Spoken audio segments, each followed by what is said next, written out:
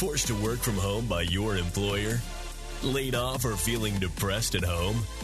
Do you want to make money working from anywhere? We'll show you how to do it from your couch. It's time for another episode of the Work From Home Show. Coming to you from their homes in Austin, Texas and Tampa, Florida, here are your hosts, Adam and Naresh.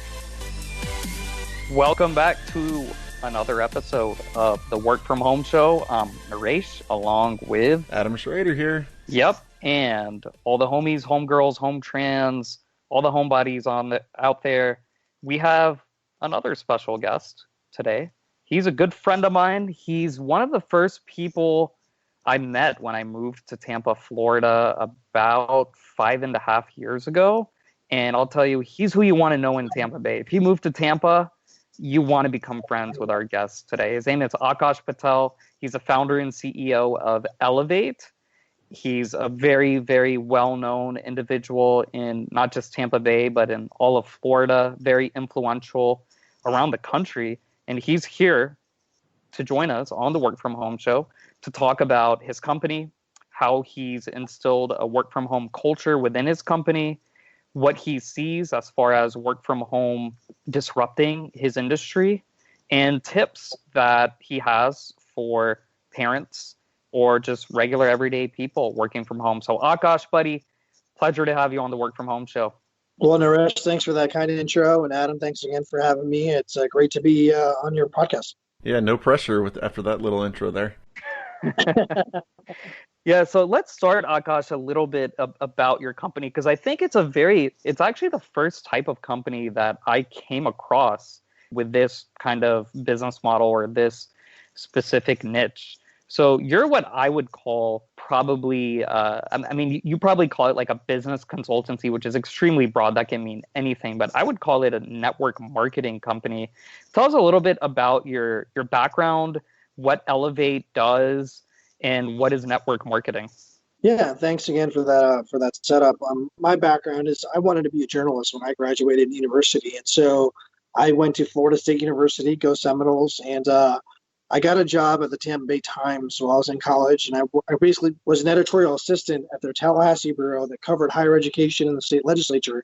And so I got to experience my dream job at the young age of 18. So I really got to write a lot of stories and get some real life experience. And then I realized that I liked writing, but I realized that journalism wasn't, my passion. But I did like to deal and met with a lot of public relations professionals. So when I graduated, I moved back home to Tampa. And in 2006, I worked at a PR firm in downtown Tampa. And I really enjoyed it because I got to make a big impact in the company I was with and experience a lot of cool opportunities in networking and meeting people. But the one downside of working in a big organization as a young person is that you don't get to interact as much with the customers because, it's just the hierarchy of bureaucracy. So my family business was hospitality, and our hotel was opening up in 2009, and it was not a good time to open a hotel, kind of like the situation we face today. And so I went in-house to my family business, and basically the hotel was geared for national business travelers, but there was no national business traveler in 2009 because of a recession we were facing. And so when that happens, you have to pivot and kind of think outside the box and be creative and innovative. And so that's what I did in 2009 is I kind of thought about how do you do business development for any company? You got to meet people. You got to know people. So how do you leverage your relationships? And how do you use social media effectively? So I created a model which worked for the hotel. And I worked for a friend of mine after that. And we did really well there. And then I realized that a lot of my friends who are in the specific area of starting up businesses or investing in startups needed some guidance on basically who to meet, how to meet them, where to meet them, why to meet them, and a little bit of strategy. And so that's why I came up with the business plan for Elevate. And we launched publicly February 1st, 2012. And so what we tell people is, and what we've done for 8.5 years is we help companies learn, connect, and grow in and around the Tampa area. And by creating wealth and opportunity for them through our relationships. Okay, so would you say that the 2008, 2009 financial crisis kind of spawned or spurred technology advances that helped us in the work from home movement today then? Absolutely, because you got to remember social media back in 2008 was barely getting off the ground. I mean, people were having internet, but Twitter started in around the 07, 08 era as it is. And so people were... and Instagram and Snapchat didn't even exist back then. Yeah. And if you think about photos and all we do with a video, I mean, people were still using, digital cameras that were plugged in their computer at the time. Yeah. So I think around that, the recession in 08, 09 really started the work from home model. Yeah. Well, I just want to let our listeners know when Aakash talks about the network and knowing your network and network marketing, he's not just calling up his buddies in the neighborhood or, ex-colleagues. Like his contacts and his connections they run extremely deep, not just to City Hall in Tampa Bay, but all the way to Governor DeSantis, Senator Rick Scott, even to President Trump. We're talking some hardcore, real connections that you have here, correct? Yeah, I mean, I think a lot of it is politics plays a big role in networking in Tampa because it's a smaller community, but also the fact that I ran for office and was appointed to a couple different boards, that has helped our political relationships for sure. And it doesn't matter the party because at the end of the day, it's a small enough town where you have to work with everybody. So for people who are currently having to work from home and maybe even start their own business, like how can they get started? Like what are your tips on getting started and meeting the people that they're going to need to know to be kind of successful in their business? Yeah, not everybody's going to be running for political office. No, I think it's more about knowing who you want to meet. So for us, we know the area, we want to meet people, right? So, or your industry. So what can you use to connect with people? Well, there's LinkedIn, there's Facebook, and start with that. What I'm seeing a lot lately, and I don't know if you guys are as well, there's a lot more people reaching out on LinkedIn. Hey, saw we have these few people in common. Can we chat? And you know what?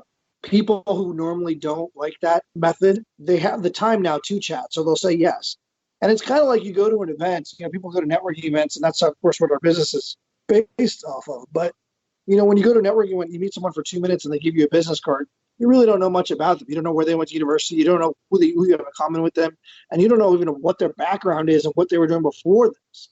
Now, when I see a LinkedIn request where I normally would have ignored it because I'm just too busy to kind of review it, working from home, I'll look at it, I'll figure out what we have in common, and I'll find out, okay, how can we do business together? And I'll send them a message back saying, hey, I think we can probably do business together. This is how, and let's have a call next week. And they'll say yes. And so I think working from home and using LinkedIn and Facebook are really great avenues. So Aakash, tell us a little bit, this is kind of a two-part question because I want people to understand like your day-to-day. Like how many events are you attending, obviously pre-virus? I was going to say zero. Uh-huh. How many events on a typical week would you attend? And then I'll have a follow-up question after that. Yeah, in a given week, we normally are involved, meaning the company, and we have a team, in about 5 to 7 events a week. And that ranges from a breakfast at 7:30, a luncheon at noon, a dinner at 6:30, a happy hour at 5. It varies, but the short answer is about 5 to 7. Okay. So with the whole work from home movement, how do you think your business is going to evolve moving forward? Since at least previously, you were so heavy face-to-face, going to events, going to meetings, networking, grabbing lunch. How do you think your business is going to evolve? The work from home movement, more people have time, as I mentioned. So a lot of people are going to do calls. So our commitment to our clients is we're going to connect you at an event, or we're going to connect you during lunch. But we can't do those things now because there is no lunch or an event. So we can do virtual Zoom meetings. So we're going to have to, or virtual Skype calls. So we're going to have to commit to making certain amount of, virtual introductions. Are Skype and Zoom kind of your go-tos there? Or do you have other software that you like? Yeah, I've used Microsoft Teams as well. And how receptive have you found people to that kind of like, before this and nowadays? Like, obviously nowadays it's people kind of have to, but are you seeing kind of a willingness of companies to go that route in terms of networking, or are they kind of saying, well, I'll hold off and see how things change?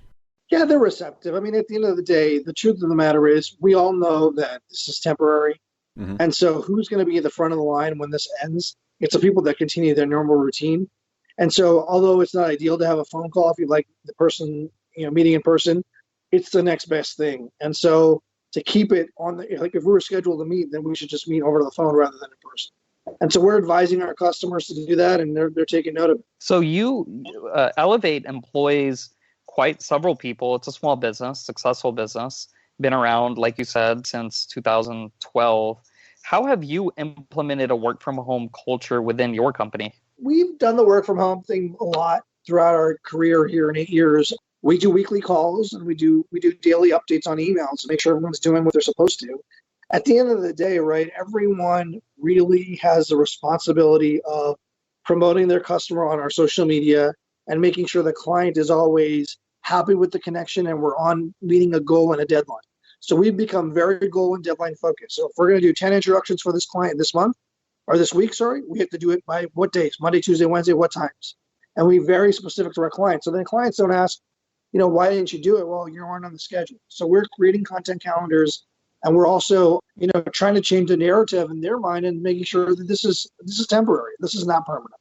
Yeah, I love the fact that the work from home movement is going to push people to be more kind of goal, not just the goal, but kind of look at the end more than the means. So if you have to do it, Wednesday by noon, then all you care about is that it's done Wednesday by noon, not that they're in the office for 8 hours or 10 hours a day, trying to do it. I think that's going to be fantastic. Can you talk about kind of the strategies you have in terms of like the actual managing?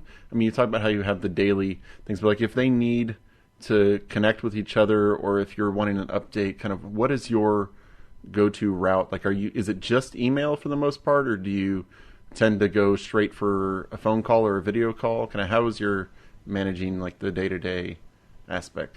Yeah, we do emails and phone calls because we're just used to it. I mean, if we need to, we'll do a video call, but really haven't had that need yet. A lot of what we're trying to do is lead by example. So if you think about what is going on right now in the world, a lot of the news is negative. We're a small business consulting firm, but we also help with PR. So if I'm going to be able to tell my customer that we need to get PR done, I need to showcase how can we get PR done during the crisis. And so we leverage our relationships in writing.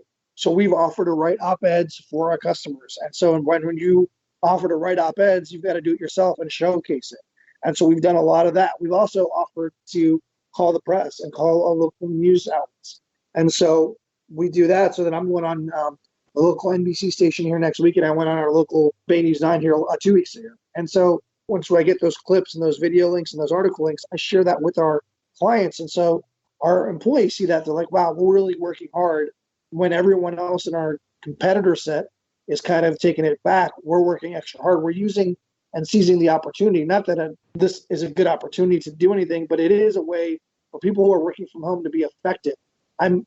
We've got employees that have little ones at home, so they have to virtual school. Well, they didn't know they were going to be a teacher, right? And we didn't know they were going to be teaching at certain times. So now we have to adjust our calendars to make sure we can accommodate their time. And so that's really helping our workflow, is everyone is working when they need best. Well, talking about your employees having kids, what are some tips that you have about ways that parents can work remotely while their kids are at home? Yeah, so I chair the Early Learning Coalition in Hillsborough County, and that's our volunteer pre-kindergarten program. And there's 5 tips that I really think that are important. Number 1, you got to keep a regular schedule. I think everyone knows that, when you are you don't have to get dressed or you don't have to, wear a certain outfit. You have time in the morning. Well, really, you should keep your regular schedule. Whatever time you normally start your day, you should start your day and make sure that they're starting school at their normal time. They have their breakfast at their normal time. They do they brush their teeth at the normal time. The other thing is you should find a space that they're comfortable in and make that their work area away from their play area. So they know that when they're in that area, it's serious business. You've got to take breaks because you do find a lot of people working a lot or too much because they don't have a set schedule. So they work and they don't have any breaks. And then a lot of people get glued to their cell phones and glued to television during this time because they're bored and they don't go outside because right now we're in a stay-at-home order. So unless you have to go to essential services, you're not really leaving the house. So take a break and use your screen wisely.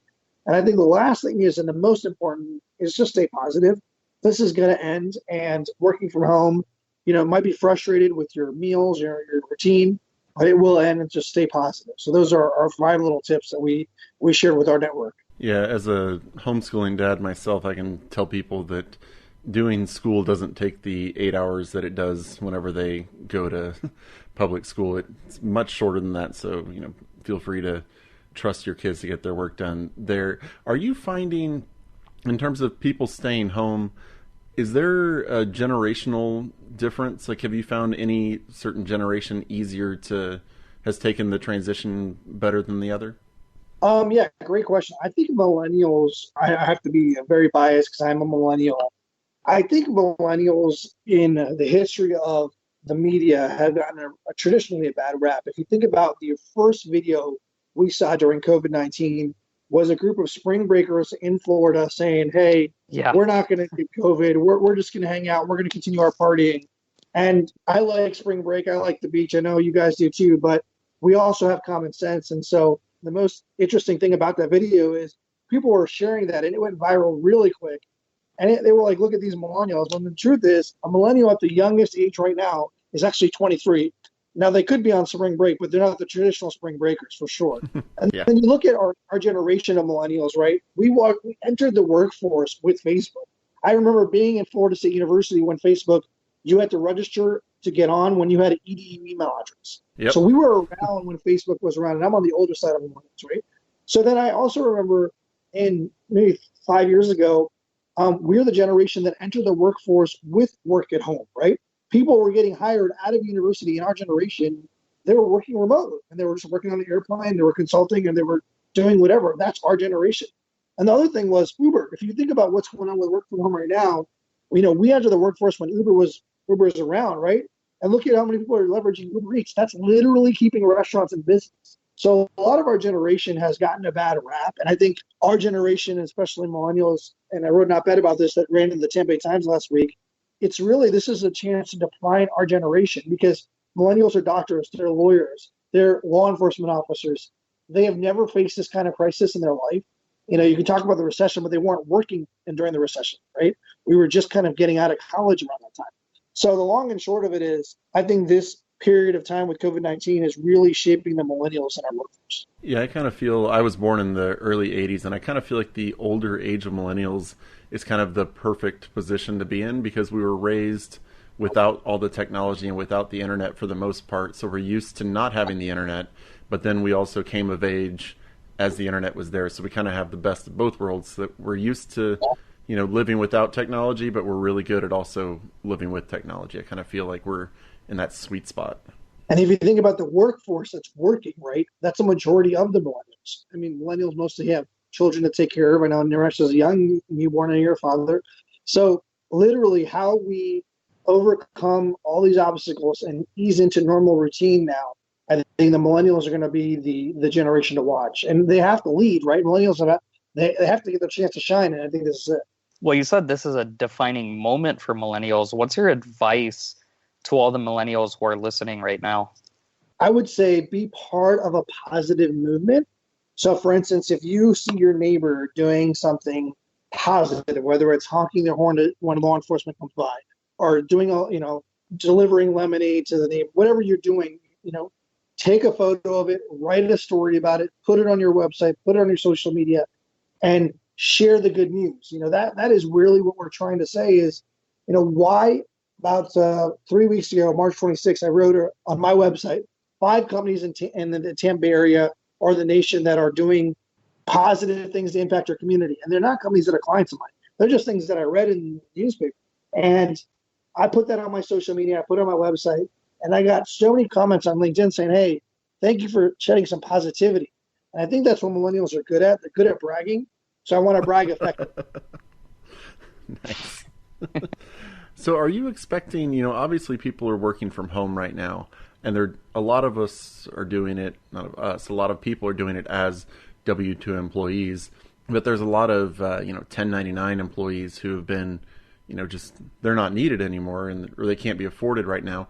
Do you think we're going to see more kind of entrepreneurial business coming out of this and the shift away from W-2s, or do you think that it's going to kind of stay like that? Do you have any thoughts on that? I do think we're going to see a lot of more entrepreneurs because exactly what you said, right? I talked to someone yesterday who was unfortunately facing a furlough opportunity or situation, and they said, you know what, I'm just going to start my own business. I always wanted to, and this is the chance to do it. The only situation I'm finding right now, though, is like when I started my own business in 2012, right? I took 4 or 5 months in 2011 with a time that I took off. and I met with a lot of people and got a lot of advice and studied a lot and learned a lot. And, I had that little window. People don't have that window right now. I talked to people that got laid off last Friday. They didn't know they're getting laid off, and now they're going to file for unemployment this week, and it's going to carry them for a little while, but it's not what they're used to making. So I think what you're going to find is a lot more entrepreneurs during this time and a lot more working from home, but their quality of life is going to get low because they're entering the system with what's the bare minimum I need to survive and what's the bare minimum I need to do things. And, before, when you start a business, you've got to get the word out. You got to join a Chamber of Commerce network. You've got to get business cards, right? You've got to get letterhead. You don't need a lot of these costs anymore. So the upfront cost of starting a business is very low. Yeah, and I think what you just said is very important to keep in mind when it comes to millennials and entrepreneurship, because a lot of the best innovations, inventions, ideas, businesses come when people have their backs against a wall. And right now, like you said, you talked to some of your clients, some of your friends who got laid off last week, and their backs are against a wall. Through experience, I've seen that the human mind, it can do some pretty amazing things when our backs are against a wall. And so this is, especially for millennials, this is, I think, a defining moment, an opportunity, rather than looking at this as one of the low points in U.S. history, U.S. economic history. I think it should be looked at as an opportunity and say, hey, like, this is my opportunity to pursue that thing that I've always wanted to do. Or now I have more time at home to hone a skill set or learn something new and monetize it in the future. I know personally my business, I don't know about your business, Aakash, but my business, Christian Media and Marketing, it would not be where it is today if it weren't for me having my back against a wall, going through those downs, trying to innovate, trying to grow, and just working through those struggles. And you got to remember that everyone is going through this crisis together. And so what I tell people is, you might have had a prospect, Naresh, or I might have had a prospect that it just didn't work out when everything was going good. But now's not the time to call them and say, hey, can we work together? Now's the time to call them and say, hey, we're thinking of you. And so that little reach out right there, people are going to appreciate when they get out of this and they say, oh, wow, you know what? That was a nice guy. He wrote me a letter or he wrote me an email, and I'm going to remember him when I get out of this and I have the money. I'm going to hire them. And so I tell people that if you're at home and you're in, no matter what business you're on, we have a furniture company that has the same situation. I'm like, well, you still had a prospect at one point that didn't turn into business. Call them back up. Or now it's the time to call your prospect and see how they're doing. Because the better you are to them now, the more they're going to remember it. And again, that same goes with people that are starting their own businesses. They've got to start somewhere. One of the things y'all do is public relations, and you talked about how, like right now, you can reach out to your customers. But if you're a business and you want to get some really good public relations right now, what are some of the best things that you can do? Because, I mean, obviously it's changed a little bit since, everybody's stuck at home and everything's being shut down. What are some of the things that companies can do to get themselves good PR right now? Yeah, it's a great question. I would say if you're on a low budget, just write a lot of content and push it on LinkedIn. A lot of people also right now are creating. I know Naresh and his team and your team do it well. Just create a website and a landing page, and invest in some sort of social media brand, a logo, an LLC. But if you just take this opportunity to brag about what you've got going on in your business, like let's say you start a business and you want to get some press for starting a business. Well, you need clients, right? So you need testimonials. So now reach out to some of your old clients at your own old business and get some testimonials and put it on social media. And as far as getting press, talk about all the good things that are going on in your community. When I'm talking about, there's charities right now that need volunteers. Well, if you volunteer, I guarantee you're at a charity right now, I guarantee media is going to be around there. And you can use that as an opportunity to showcase what you're doing. You're giving back. And so what I'm seeing is a lot of media outlets right now are looking for content. And so as an idea generator, as a millennial working from home, generate as much content as you can. And if you don't have a lot of content ideas, find some of your friends and create a network, create a Zoom conference call where you can share it and maybe that gets attention. You know what I mean? Awesome. Well, Aakash Patel, founder and CEO of Elevate.